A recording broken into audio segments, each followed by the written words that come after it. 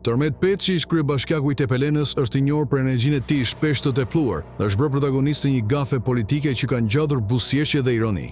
Në një reagim për një emergjencë në malin e Zagorisë, Peçi falenderoi ministren Albana Kurçiu për dërgimin e helikopterit të urgjencës, duke prezantuar atë si ministre të shëndetësisë. Në fakt, Kurçiu mban postën e ministres së brendshme, ndërsa shërbimi mjekësor i emergjencës është kompetencë e një tjetër institucioni. Ky ngatërim ka ngjallur pyetje ironike. Mos vallë ka ndodhur një riorganizim i fshehtë i qeverisë Rama, apo Peçi ka shpikur organigramën e tij personale. Nëse sipas tij ministri e brendshme shpëtonje me helikopter, atëherë logjikisht për krimet do të thrasin Ministrinë e Bujqësisë dhe për aksidentet rrugore Ministrinë e Kulturës. Kjo gaf nuk është thjesht humoristike, por dhe shqetësuese. Deputeti bën njohon një detyrim ligjor të shtetit, shpëtimin e jetëve si një favor personal për të cilën jep falënderime të gabuara. Në një vend ku shërbimet publike do të jenë standardet e qarta, veprimet të tilla krijojnë konfuzion në perceptimin se gjithçka varet nga zemra e mirë e një individi e jo nga ligjet dhe institucionet.